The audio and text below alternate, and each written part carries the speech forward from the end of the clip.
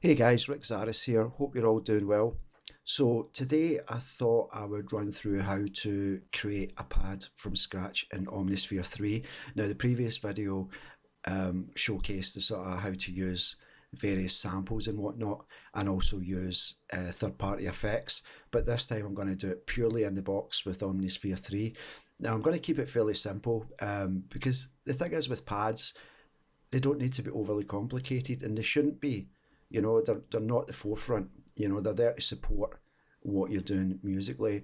And for anyone that's bought, my presets and stuff, they'll know that the pads that I do are not complex because they're not there to overshadow all your other elements. You want to be able to use them right out the box without having to edit them or do anything to them. And that's always been my philosophy, is make a sound, and every sound that I use is usable, and that goes with all the textures and all the other stuff that I do for you guys. So without further ado, let's step into Omnisphere 3 and see what we can come up with. Okay, so first things first, we just want to go to oscillator 1. Bear in mind you have to go here and initialize patch. So I'm just going to choose a waveform. Let's go for something maybe digital. Let's see, we've got here something like this. Okay, so first thing we want to do is we'll just set our filter and make sure that's right here, right on A, for the moment anyway. And then we'll go to amp.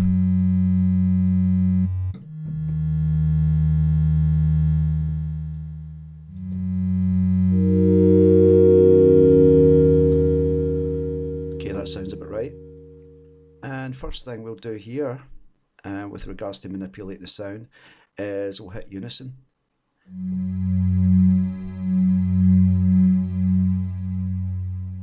Just thicken it up a little bit.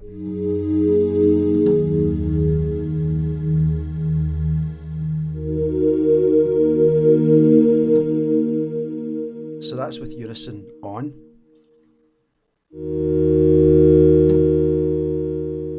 With unison off, so you can hear straight away that it's just widened the sound so much. Let's give it a little bit of warmth as well. So the next step is go to your main screen, and you'll see here this section called shared. Now the reason for this is anything that you put through the effects and whatnot will be shared across all 4 sounds that you create, or 4 oscillators. What I tend to do is do them independently. So that means then you can go into the effects section, hit these. These are obviously corresponding to your 4 sounds. However, if you were to do it shared, these are locked. You do have auxiliary and you do have common. Common's like sort of like your, I guess in a way, your sort of main out.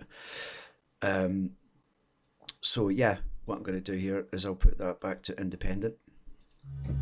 Let's say I've got this. Fairly straightforward. I mean, you could go into all the sort of ring modulators and do all that sort of stuff, but we're going to keep it really, really simple. There's little tricks you can use with effects to give the overall movement as well, which is actually what we're going to do. And like I say, we're not going to make something that's going to overshadow your entire track and what you're doing with all your melodic elements and all that sort of stuff. So what we'll do here is, we'll go here and we'll get another sound. Maybe go sample this time. Let's have a look. Synth classic, synth various. Let's go synth classic and see what we've got here.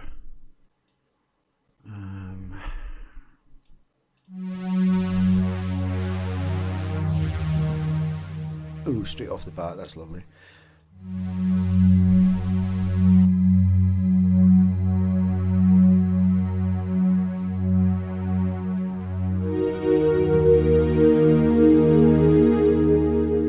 So you can see now that we're starting to layer everything. So we've got our low end, or what I would consider the sort of low end, right? So we leave that as is. We're not going to manipulate that too much because we need to have a solid foundation. But with this one in particular, what we can do here is if we go to the effects section, and you can see that's the second sound that we've just put in. So if we hit on B and we go to utility and we go to imager, we can actually give this a little bit of movement.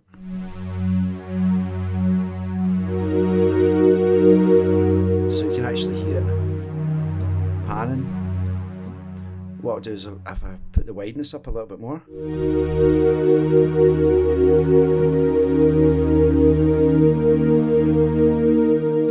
it just opens the entire sound up. So what I was thinking with this sound here, if I put the filter on, just want to get it just so it's just nice.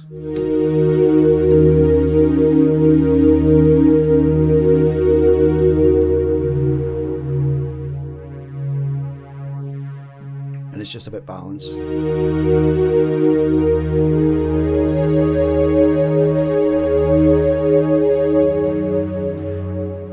Also here you've got filter types. I may actually change this. I tend to go for the legacy, and it is the, where is it? LPF Power 24.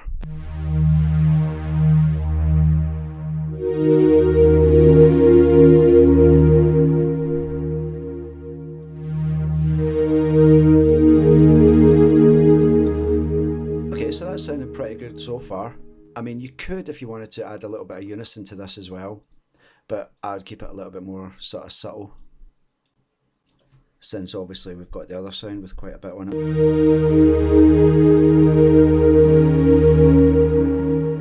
Alright, now to the fun part, the effects. So if we just go to common, and we check out the effects here. So you could start putting in little bits of distortion and stuff, but we're going to keep it nice and smooth. Not going to have anything that's going to really kind of gritty it up.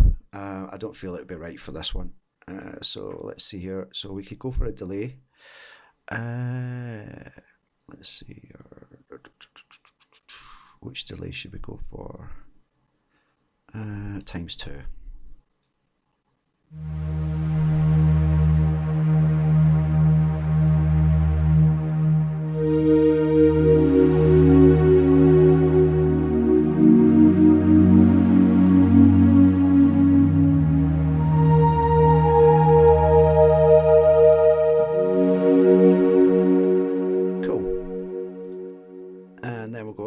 Reverb.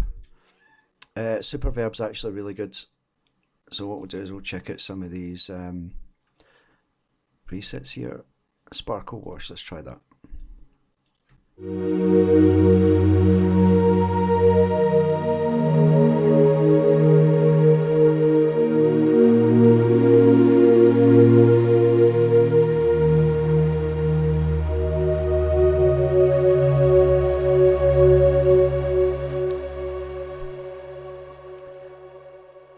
And finally, I was thinking with this particular one here, we'll go to samples and maybe we'll get something that's kind of shimmery over the top.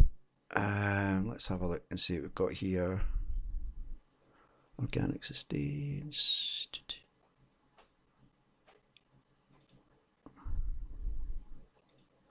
Try and find something here. Let me just solo these.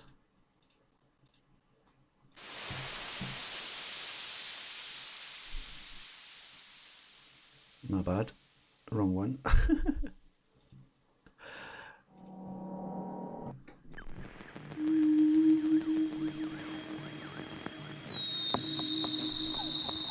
That's actually quite good. Let me just try that actually.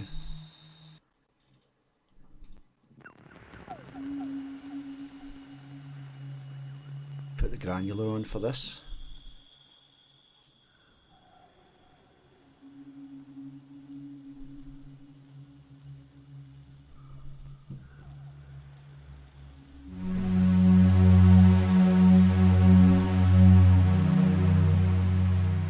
We'll transpose it up.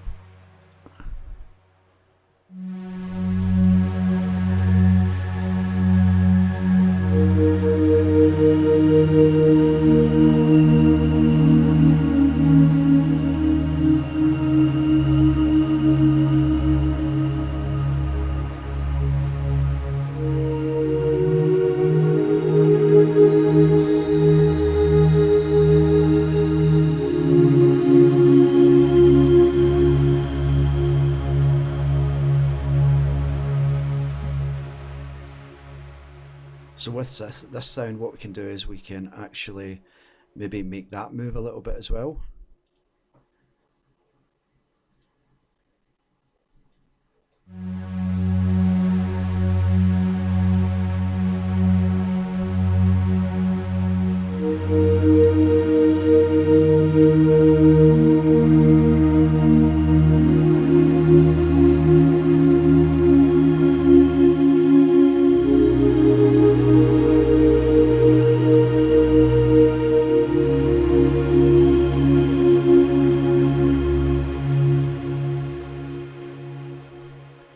So that's pretty much it. That's how easy it is. And there's lots of other ways you can, mess about, and you can even add another layer here. So maybe add something like, let's go for a analog waveform, for instance. Let me just mute these for a second.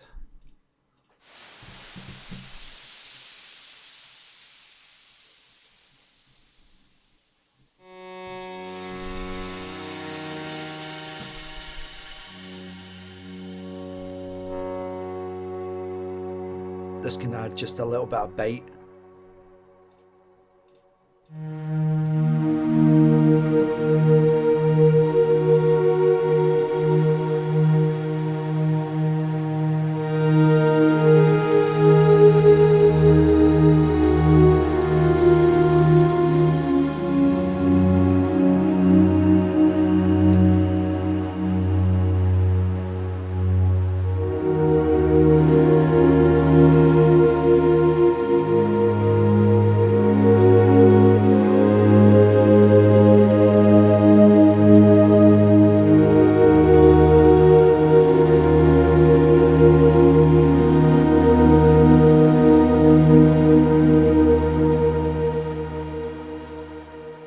So yeah, there you have it.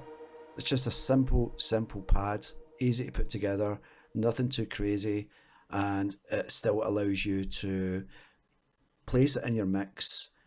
A little bit of ambience there just thrown into the pad, and that's it. Job done. Well, thanks for watching, and I'll catch you in the next one.